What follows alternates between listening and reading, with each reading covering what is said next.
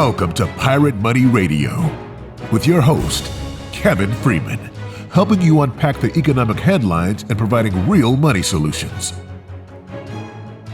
Hey, good morning. Saturday. It's a wonderful day. And we're talking today about the petrodollar. You may have heard of that. It was in the news. It's been in the news quite a bit recently. We're going to walk through the history of what is a petrodollar. Is it a myth? Is it a real thing? Why is it in the news today? It dates back apparently 50 years. So, welcome, Mike Carter. Let's talk petrodollar. All right, petrodollar. I like talking gold better, but let's talk petrodollar, what that means to the real dollar. And, I remember, I know it's tied some to, our Federal Reserve status. And I, early on when we were working things in the war room, I remember a stat once that if the U.S. were to lose their Federal Reserve status, it could be a 40% hit to the economy overnight. Yeah. Does this tie to all that? It is tied to all that. The petrodollar is, let me quote from dailytimes.com. The U.S. dollar has reigned supreme as the world's reserve currency for decades, a power fueled by the petrodollar system. This is June 25th, 2024. The petrodollar system refers to the arrangement where oil is primarily traded in U.S. dollars. This seemingly simple concept has a profound impact on the global economy and political landscape for decades.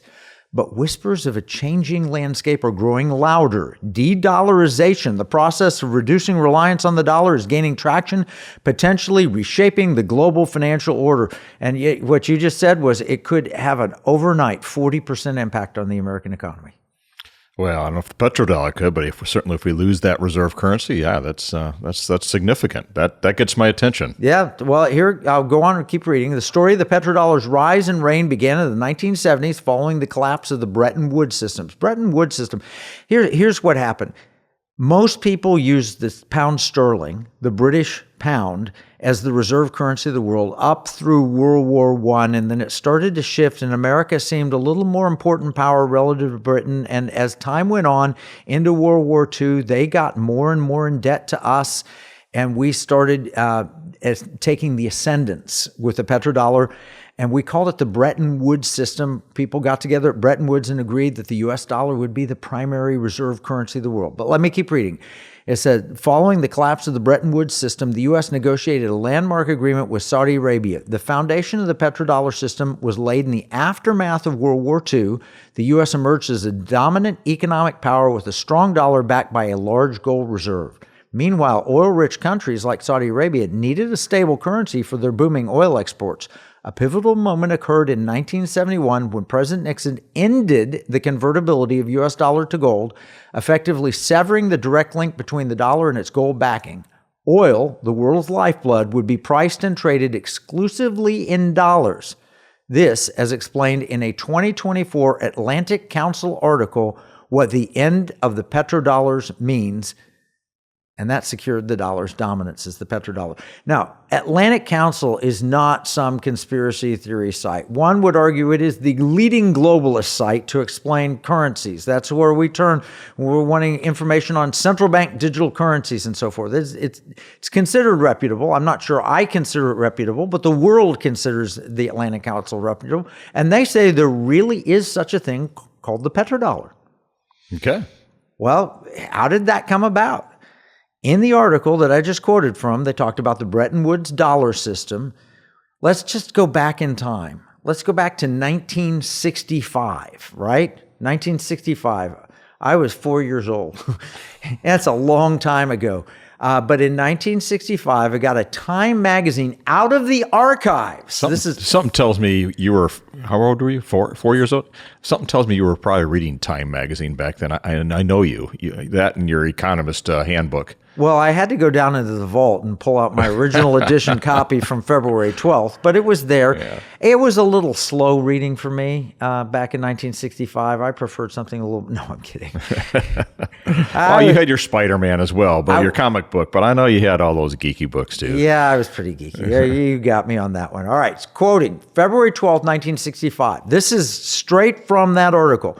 Perhaps never before had a chief of state launched such an open assault on the monetary power of a friendly nation. The title of the article is Francis de Gaulle, Charles de Gaulle from World War II, wanted to undo the dollar system. That's 1965. So we're talking, 59 years ago, almost 60 years ago. Nor had anyone of such stature made so sweeping a criticism of the international monetary system since its founding in 1944. There was Charles de Gaulle last week proclaiming that the primacy of the dollar in international dealings was finished. So we've heard this before. Yeah, we've heard it before. Right. Calling for an eventual return to the gold standard, which the world's nations scrapped 50 years ago, and practically inviting other countries to follow France's lead and cash in their dollars for gold. It was a particularly nettling irritant, just as the U.S. was deeply involved in making some hard decisions about its monetary policy. Just before de Gaulle spoke, Treasury Secretary Douglas Dillon made the first public admission that the U.S. payments deficit in 1964 moved higher than anyone had expected. Guess what our payment deficit was? It totaled $3 billion. Wow, even adjusted for inflation, that sounds like a good deal. Yeah, $3 billion. You know, in today's money, we spend that. That's about what how many burgers McDonald's sold probably back then. Well, we spend $3 billion in seconds. You know, here, the federal government, $3 billion isn't even a rounding error. It's too small. It's the pocket change of the couch of the Federal Reserve. All right, all of which the U.S. is legally committed to exchange for U.S. gold on demand. The Federal Reserve announced that the gold supply declined last week by $100 million to a 26-year low of $15.1 billion. Charles de Gaulle, the head of France, was worried about endless American nonsense wars, and he was worried that America was bankrupt. So I pulled up a clip from a Frenchman who is explaining to us what de Gaulle was feeling back in 1965 through 1971, I think. So play that clip if you could. First of all, because Charles de Gaulle was watching the Americans during their Vietnam War, and he was a military, you know, he saw what is the price of every bullet, of every cannon, of every airplane and everything, and mostly the salary of all the soldiers up there, you know. So he know that this is extremely expensive, you know, and there is nothing in Vietnam to take, you know, except rice. So it was a nonsense war, basically.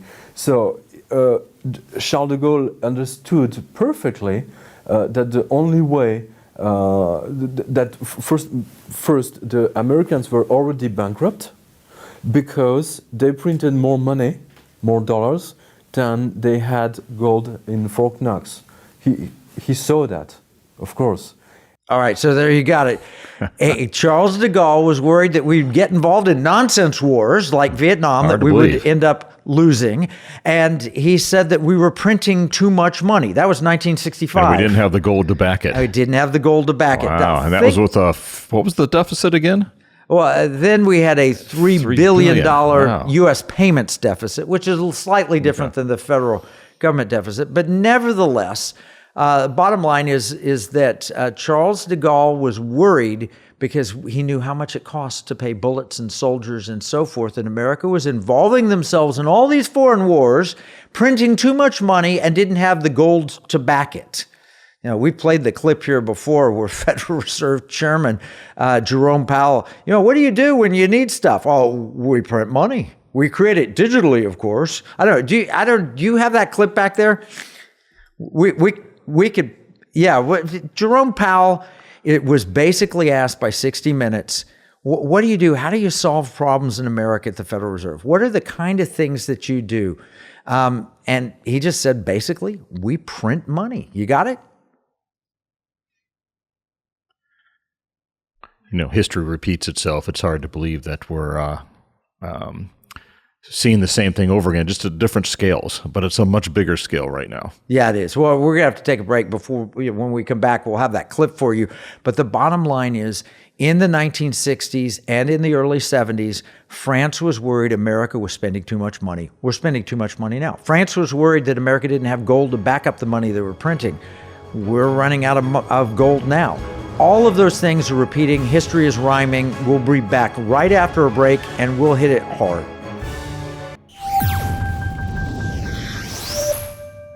Here's a $10 bill. It's got the picture of Alexander Hamilton on the front of it.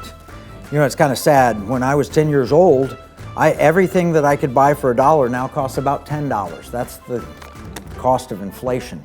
It's just paper. It's not backed by anything. You can't exchange it for gold and silver. You used to, but you can't do that anymore. And that's unfortunate. You know, pirates wouldn't accept this. Pirates, they wanted gold and silver. Patriots, the founders of this nation, also wanted gold and silver coin. In fact, they put a provision in the Constitution, 17 words, that said states could only make gold and silver coins tender within the states. That's why I wrote this new book, Pirate Money, Discovering the Founders' Hidden Plan for Economic Justice and Defeating the Great Reset. It will explain exactly the history of money and exactly why gold and silver coins can be made modern with new technology and a useful monetary system. PirateMoneyBook.com.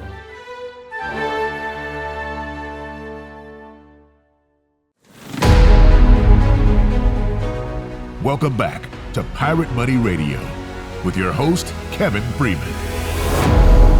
Yeah, and we're talking about the petrodollar, how it came to be, and will it can remain to be or not to be on the petrodollar? That is the question. All right, so before the break, we were talking about Charles de Gaulle, who was the head of France, and he had complained that America was spending too much money in nonsense wars, and he'd complained that we would just print money when we didn't have any gold to back it. And so that was then. What about right now? What does the Federal Reserve Chairman Jerome Powell say about what the Federal Reserve does when we encounter a crisis? Roll that clip. You simply flooded the system with money. Yes, we did. So to lend to a bank, we simply use the computer to mark up the size of the account that they have with the Fed. So it's much more akin, although not exactly the same, but it's much more akin to printing money than it is to borrowing. You've been printing money. Well, effectively. Where does it come from? Do you just print it? We print it digitally. So we as a central bank, we have the ability to create money digital. Flooding the system with money. Yes, exactly. And there's no end to your ability to do that. There is no end to our ability to do that. All right, that's what was bugging Charles de Gaulle. That's what was bugging France in 1965. So they started to demand the end of the dollar as the reserve currency of the world. That was France in 1965. That is BRICS nation in 2024. So what did de Gaulle do? But we at least kind of pretended to have some gold backing to our money back then. We probably didn't even have the term digital back then. But now we're just literally printing it with nothing. Yeah, well, the reason we ended the gold backing happened in 1971 when de Gaulle sent a French battleship. Let me read. It's a Columbia University paper, page 17. It says, in August 1971, French President Pompidou sent a battleship to New York Harbor to remove France's gold from the vault of the New York Federal Reserve Bank and to transport it to the Banque de France in Paris. That's making a statement there. You're sending a battleship to pick up your gold. Soon thereafter, gold accounted for 92% of French reserves. On August 11th, the British requested the Treasury remove the $3 billion of gold from the U.S. depository of Fort Knox to the New York Federal Reserve Vault, where the gold of foreign governments was stored. As Paul Volcker, who was then Treasury Undersecretary, he went on to be the head of the Federal Reserve, put it, if the British, who had founded the system with us and who had fought so hard to defend their own currency, were going to take their gold for their dollars, it was clear that the game was indeed over. When Nixon spoke on August 15, 1971, the U.S. had less than 10,000 tons of gold, less than half of what it once had. Nixon's August 1971 decisions caught foreign governments by complete surprise. They also surprised most U.S. policymakers and officials. We know what happened in 1971 August, right? Yeah, we went off the gold standard. That was it. From that day till the present, we've lost 90% of the purchasing power of the dollar because it's not backed by gold any longer. Nixon, though, was a very popular figure. I mean, we think of Richard Nixon in terms of Watergate, but in 1972, he won a landslide re-election. He was elected in 49 out of 50 states voted for him, and only one voted for George McGovern. That was, do you know which one? Massachusetts? Massachusetts, that's right. His predecessor, Lyndon Johnson, had a war on poverty that ran up deficits and a Vietnam War that was crushing America. And Nixon was promising to fix both. It made him very popular. Inflation had been in the 2% range for decades after World War II, but it had inched up by 1971 closer to 6%. And France was threatening to bankrupt America. Geez, low inflation for many years spikes up to 6%. Other nations upset with us for our warmonger strategies around the world. Other nations saying that the dollar is going to fall and we want to end the reserve currency status. Does that sound at all familiar to you, Mike? It sounds very familiar, but the numbers back then seem so much more comfortable. Oh, wow. We had $3 billion in, yeah, exactly. No, you're exactly right. But then we also had the history, and this was from the 1950s when Richard Nixon was vice president under Eisenhower, of what's known as the Suez Canal crisis. And I'll tell you a quick history on that. During the 1950s, we were worried that Egypt would fall into the Soviet Union's orbit. And Egypt was run by Nasser. And Nasser decided to nationalize the Suez Canal that had been built by the French and was managed by the British, and it was necessary for international trade. And so he said, I'm going to nationalize it. And the British and French threatened to send in troops to prevent him from stealing their stuff, right? They're going to steal it.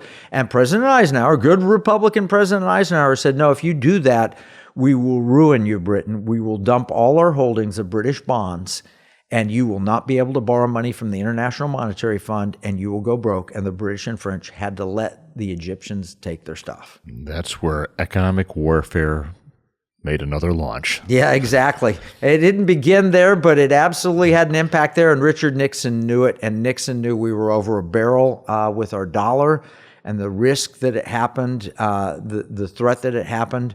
20 years after Nixon took us off the gold standard, approximately, a guy named George Soros figured out that you could break the Bank of England. He came and short sold British bonds and took advantage and made himself a billionaire in the process.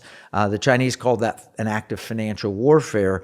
But at the time of Nixon, he had a tough decision.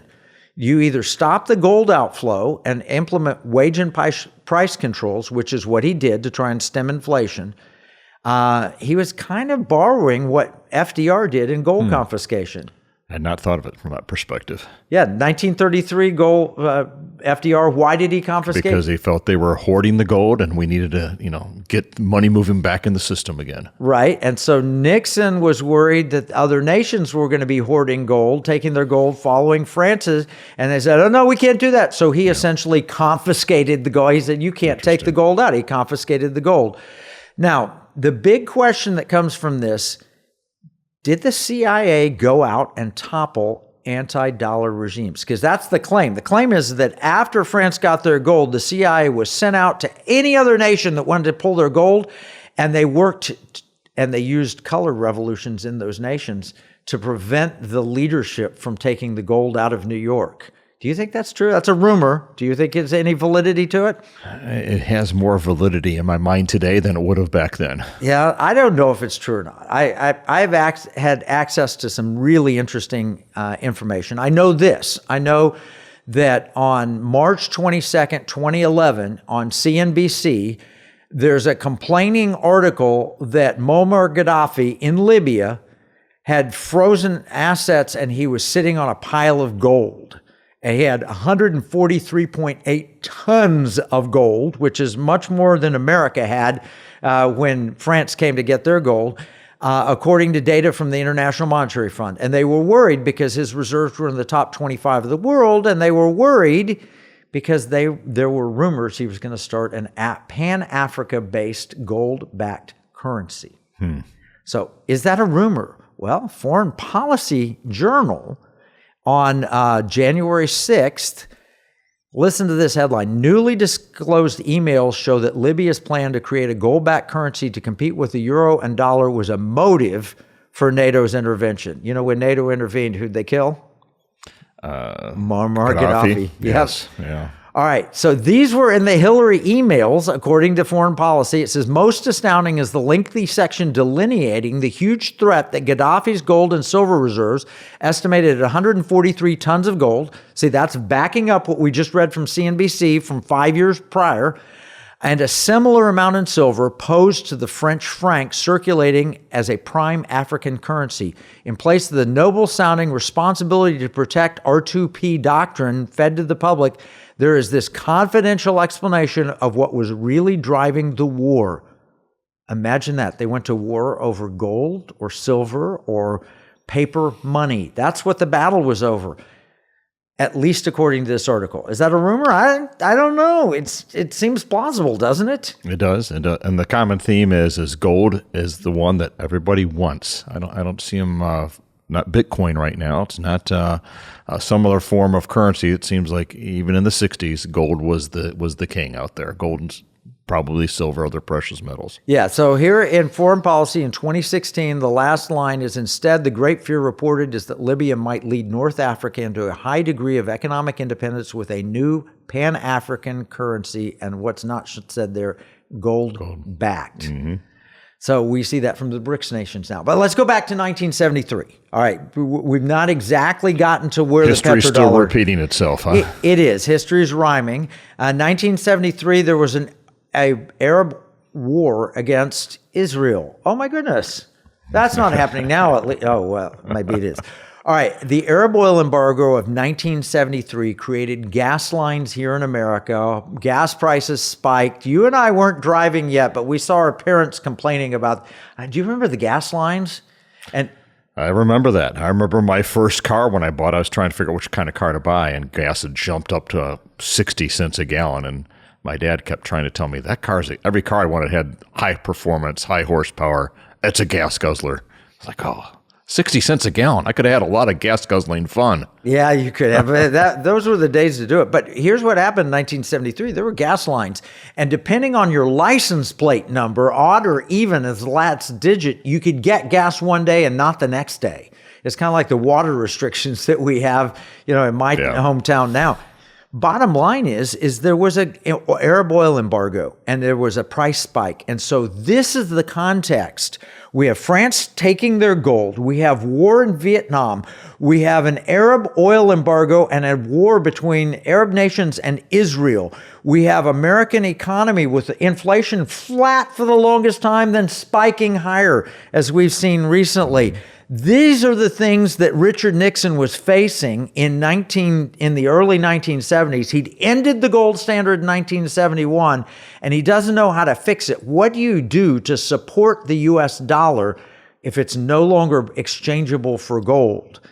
You shift to the petrodollar. That's exactly right. He sent Henry Kissinger, who was the Secretary of State, and William E. Simon, who was the Treasury Secretary, to Riyadh, Saudi Arabia, to negotiate.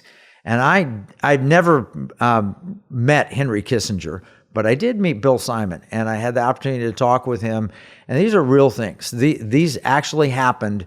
They sent a team into Riyadh to negotiate because we were at great risk as a nation of losing our economic status as the world leader, and they needed to figure out something that would support the dollar, because otherwise we would go the way of all the other fiat currencies backed by nothing unless we guaranteed that every nation in the world, or at least every nation that needed oil, would have to also have dollars to get that oil. And when they bought the oil from the very wealthy Saudi Arabian royalty, would Saudi Arabia put the money back in dollars? These are the elements that set the stage for the petrodollar that we have known all of our lifetime, but maybe, just maybe, going away. We'll explain it further right after this break.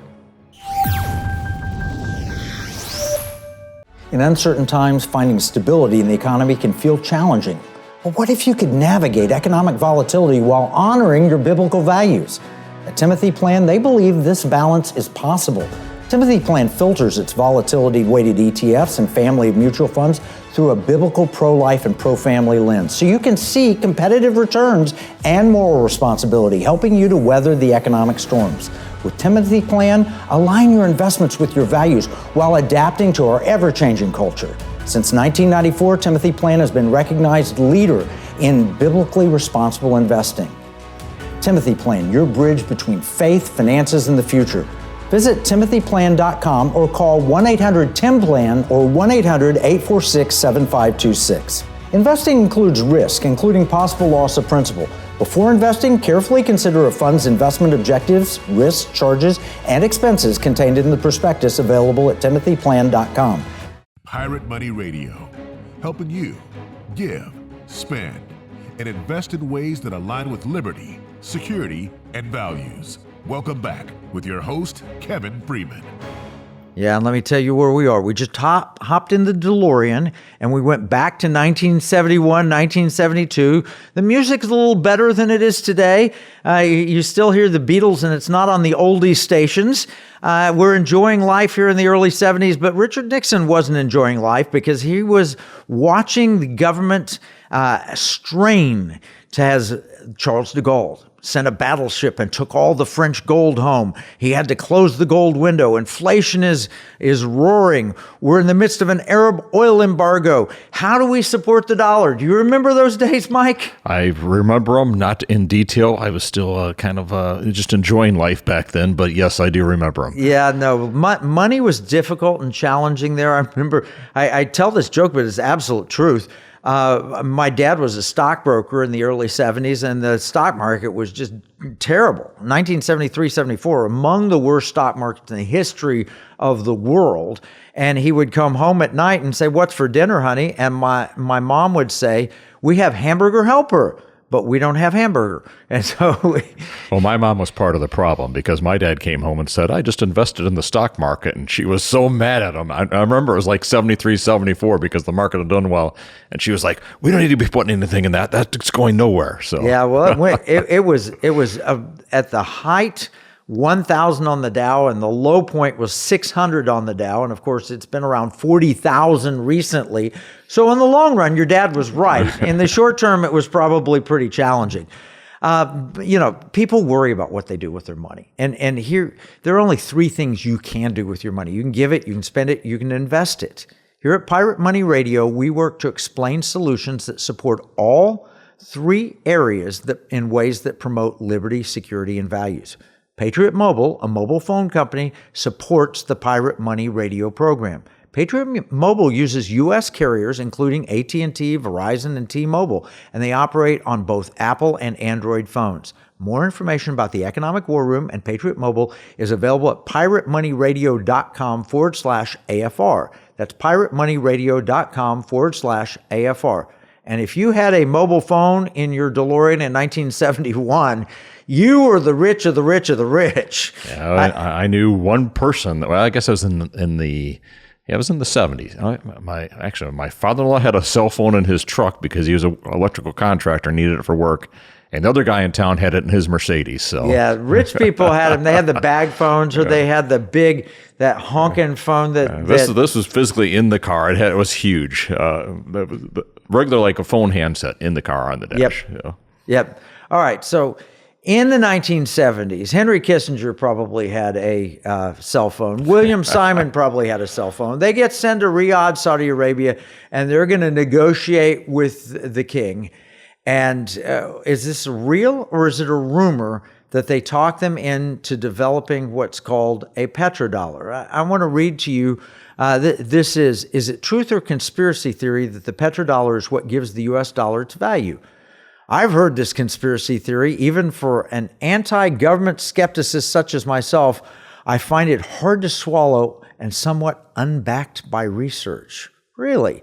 People think it's a conspiracy theory. I'm going to tell you it's not a conspiracy theory. I know it for a fact. I can't tell you exactly how I know it for a fact, but I can tell you what they did come up with, whether it was a formal agreement or an informal agreement. It was a meeting of minds, and they said to the king of Saudi Arabia, "Hey, you could probably use some American defense protection for your kingdom. We got this Arab oil embargo, and we got all this unrest, and we've got Islamic radicalism beginning to rise. Don't you want some protection from America?" And the answer is, oh, yes. Yeah. Don't you want to guarantee that we're going to buy your oil? I mean, we've got a lot of oil in America, but we'll buy your oil. It'll be all right. And when we do buy it, or you sell it anywhere else, we'd like it if you'd price it in dollars, which was not an automatic at those days because we didn't have the gold to back the dollar anymore. It wasn't an automatic. Other nations were demanding to turn in their dollars like France had done and get gold out instead. So absolutely, it was a real thing. And not only that, the third thing that we asked is, and by the way, when you make extra money, after you build your palaces and do all your shopping in New York and everything else, that buy all the gold, fancy things that you're buying. we want you to put the extra money you've got into U.S. Treasury bonds, and that will be your reserve currency. That absolutely happened. People can deny it. They used to deny it all the time. It all sounded like a deal was too good to be true until having to buy the treasuries again. But back then, that wasn't risky. Yeah, no, well, I guess it's not risky today. I'm not going to diss Treasury bonds, but the point is, what do you want to buy U.S. Treasury bonds, or would you rather have French, right. or German, or Japanese, or whatever? So the bottom line is that we made an agreement, and that agreement, whether formal or informal, has lasted about 50 years, from 1974 when they were sent over. And there's no question. Here's a quote from Morningstar. There's no question that it started and it's lasted about that time. But now, recently, there's been all this news, the petrodollar is ending. And I want to tell you, they're coming out as strongly to tell you it's not ending as they were telling you it never existed, which I just read a quote. Oh, no, that's a quote from 20 years ago. Oh, no, that never happened. Here's a quote from Morningstar.com. Stories about the collapse of long-standing petrodollar agreement between the U.S. and Saudi Arabia spread like wildfire on social media, but the agreement never existed. It seemed like big news, and many wondered why the mainstream media had seemingly ignored it. Turns out there was very good reason. Earlier this week, reports circulating widely on social media platforms like X offered up a shocking proclamation, a 50-year-old agreement between the U.S. and Saudi Arabia requiring that the latter price its crude oil exports in U.S. dollars had expired on Sunday. The collapse of the accord would inevitably deal a fatal blow to the U.S. dollar status as the de facto global reserve currency. Various commentators on X opine surely financial upheaval lay ahead. Almost immediately, Google searches for the term petrodollar spiked to the highest level on record dating back to 2004, according to Google Trends. But as speculation about an imminent end to the U.S. dollar's global dominance intensified, several Wall Street and foreign policy experts emerged to point out a fatal flaw in the logic. The agreement itself never existed, at least not in the way it was being described. Now, they go on and say, yeah, okay, the agreement never existed, but we kind of had an informal agreement. I'll read it. The agreement referred to by Donovan is the United States-Saudi Arabian Joint Commission on Economic Cooperation. It was formally established on June 8, 1974 by a joint statement issued and signed by Henry Kissinger, the U.S. Secretary of State at the time, and Prince Fahd, the second Deputy Prime Minister and later King and Prime Minister of Saudi Arabia. So kind of what did they agree to? Exactly what they've done the last 40, 50 years. We would protect them militarily, which we've done. They would price oil primarily in dollars, not 100%, but close. And they'd buy treasury bonds. Oh, no, they never agreed to that. No, they just did it, right? Out of the goodness of their heart, they just did it. Now, of course, there was an agreement put in place, whether it was written or unwritten, and it looked like what most people are calling the petrodollar. And there have been major geopolitical changes since that make the arrangement maybe a little less desirable today. And most oil required dollars, but Saudi, as OPEC leader, is now beginning to look at accepting Chinese renminbi or other currencies in exchange for their oil.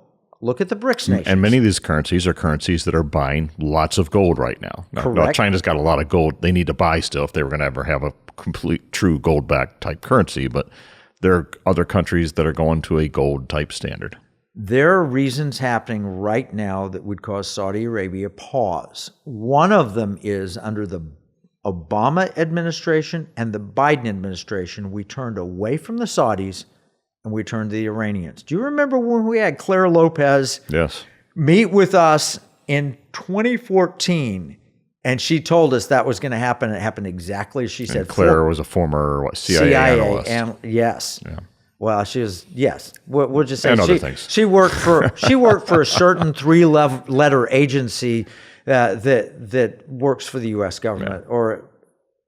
Very sharp, very knowledgeable. Yeah. Wonderful lady. Anyway, so she made the point with us that under Obama, they were going to turn away from Saudi Arabia and turn to Iran. And certainly they did. And we sent piles of cash to the Iranians. And we signed an agreement. Because they're such a good friend and ally. Yes. And she told us they were going to do it, and then they did it. And then they said it was a rumor that it never happened. And then we saw photo evidence, and it did happen. Pallets. Those pallets have been dropped out of planes. Yeah. The U.S. government basically said, no, there's nothing to see here. No, that didn't happen. But it happened.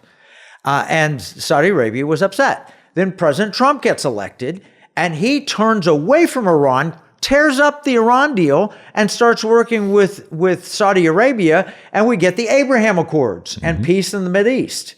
And then Trump is out of office, and Biden goes straight back to Iran, puts it right back in place. So do you think Saudi Arabia has an incentive, potentially, to reconsider the arrangements that we've had informally with them for 50 years? I would think if the right negotiator were on their other side, yes. Yeah. Things change over time. They have changed. And guess what? In walks Vladimir Putin, and he says, hey, Saudi Arabia, why are you propping up the dollar? Why don't you work with us on a BRICS currency? And the Saudis don't say no. Mm-hmm. They're open to it. In fact, they have potentially applied for a membership in the BRICS nations. 30-plus countries added to Brazil, Russia, India, China, and South Africa. And there is no question that the BRICS nations, I've got an article here from foreignpolicy.com, Foreign Policy, April 24th, a BRICS currency could shake the dollar's dominance. De-dollarization's moment might finally be here, says Joe Sullivan. Bottom line is, Saudi Arabia has to be considering that things have changed, and maybe they are willing to give up on the informal or formal 50-year-old agreement called the petrodollar. Yeah. My guess is if they do that, they're going to rebrand it. It's going to be S-BRICS, because S and BRICS and S is South Africa, and if I'm Saudi Arabia, I'm doing this. I want to be at the front. S-BRICS, yes. Maybe so. But the point let's hope it doesn't happen. Yeah, let's hope it. Well, here's Jim Rickards. Jim Rickards now was the CIA expert on economic warfare when I was working in DOD. I never met him when I was working with the government, but I did meet him on a Glenn Beck program. He and I were both invited by Glenn. Glenn got sick and didn't show up, but his fill-in host interviewed both me and Jim. I got to talk to him. He's an interesting guy, and he writes in the Daily Reckoning, and here's what he wrote on June 17th. The deal was never a formal treaty ratified by the Senate, meaning the petrodollar, which would rise to the level of the law. It was non-binding executive agreement. Let's learn what Jim Rickards had to say about the petrodollar. We'll have to look at it in detail and how it could impact you right after the break.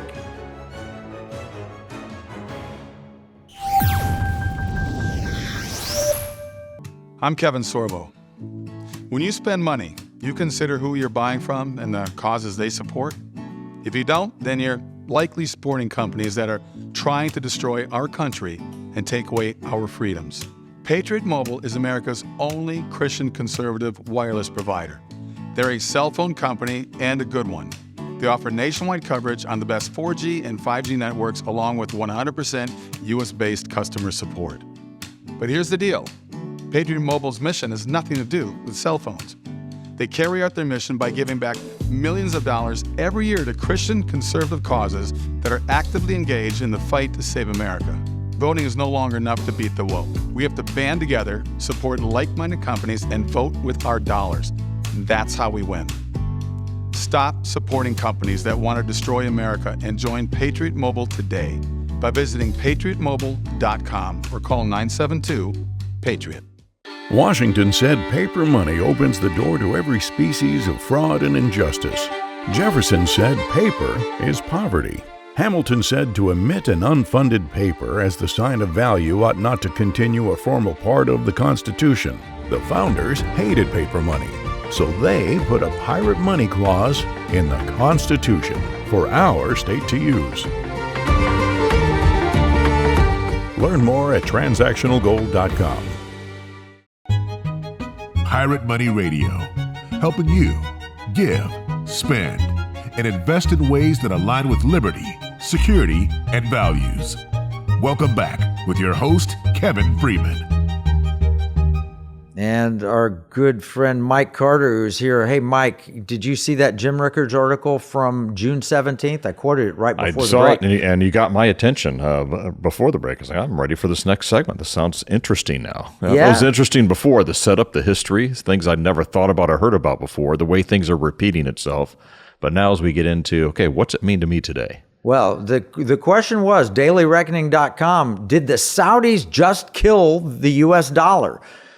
Well, here's what he says about the petrodollar. We're talking about petrodollar, and it's something that was put in place 50 years ago, 1974. Here's what he says. He says the deal was never a formal treaty ratified by the Senate which would rise to the level of law. It was a non-binding executive agreement, not much more than a written handshake. So bottom line, Jim Rickards says, yeah, there's an agreement, and it was a non-binding agreement. It contained annual renewal provisions and could be terminated at any time by either party. The Saudis held up their end by pricing oil in dollars and buying U.S. treasuries. The U.S. held up its end by sending troops and repelling Iraq's invasion of Kuwait in Operation Desert Shield and Desert Storm in 1990-91. The agreement suited both sides, and so it continued. The agreement never had an explicit expiration date, so reports that the deal has expired are overstated. The Saudis have notified the U.S. that they're not extending the deal, but that decision has to be put in the context of other U.S.-Saudi discussions. Everything we've said, he's validating. Informal, things have changed with the Saudis.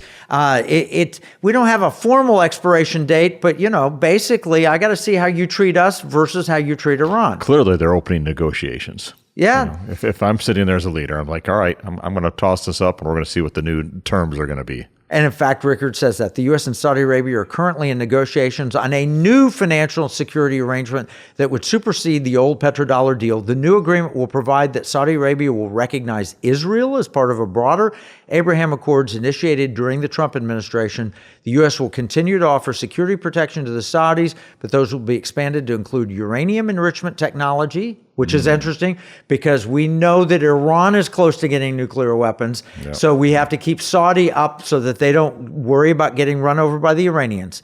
Ostensibly, this technology would be used to fuel nuclear reactors, but might later be used to build nuclear weapons. Saudi Arabia wants this technology because it feels threatened by Iran's own uranium enrichment capability. The latest Saudi action won't destroy the dollar. This is the key line. The Biden administration seems determined to accomplish that all by itself.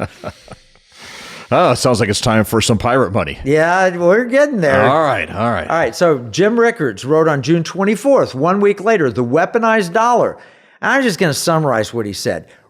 Jim Rickards basically said what we've been saying on this program. We keep telling other nations we're going to control you by the use of the U.S. dollar. We tell the American people we're going to control you by central bank digital currency, and we're going to control access to the dollar. So what did we do to Vladimir Putin? He invades Ukraine. The first thing we do is we freeze all his assets. And then we have recently said that we're going to take those frozen assets and give them to his archenemy, Ukraine, which is stealing his stuff, right? To supply them with weapons to be pointed back against them. Kind of like we do with China right now. We fund a lot of that stuff, and they are pointing things back at us. Yes, and they're gonna buy the weapons from us. So, I mean, this is not the way to build friendships and relationships around the world. Sure, you can take Russia's stuff. Vladimir Putin's a thug. That's all right. He invaded Ukraine.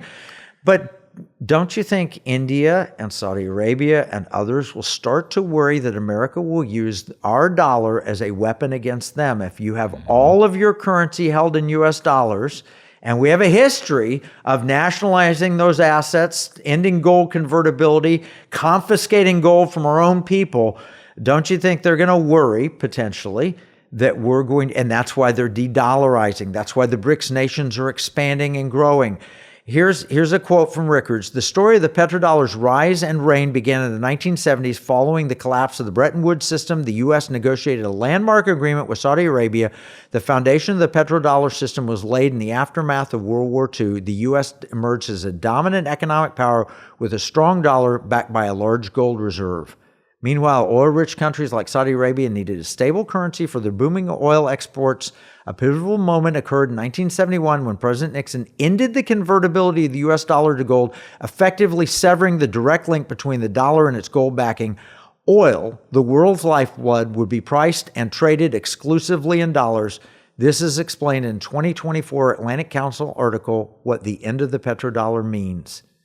So all of that has come about because, and that's what we opened the show with, all of that has come because Saudi Arabia, global foreign policy, and the bottom line of what he said, and what Rickard said, was the Biden administration seems determined to destroy the dollar all by themselves. So we've got that now. What do we do about it, Mike? Oh, I was hoping you were going to get to this part. All right, so what do we do? Well, I think we got to focus on fair weights and measures, stable store of value, transactional gold and silver.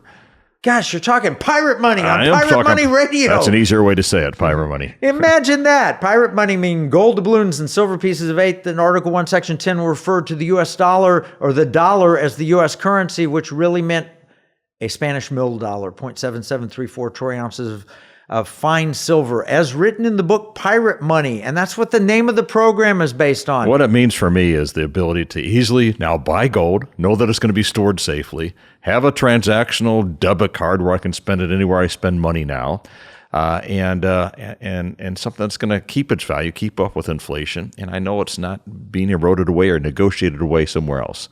To me, I'm excited about that. We're seeing the country excited about that, multiple states out there. And I'm really excited as we go into these next sessions with all these states that are reaching out to us now to see what happens in this next legislative session. So basically what you're saying is that Richard Nixon took us off the gold standard in 1971. Franklin Delano Roosevelt took gold away from the American public in 1933. You're reversing both of those, using the Constitution, letting states defend your right that is given in the Constitution to have sound money, gold and silver, and to use them at the personal level and essentially allow every American to do the very thing that every central bank on planet Earth is doing right now, and that's hold their money in the form of gold and silver. What would that do for me if I did that? What would that do for you to be able to hold your money as gold and silver? Yeah.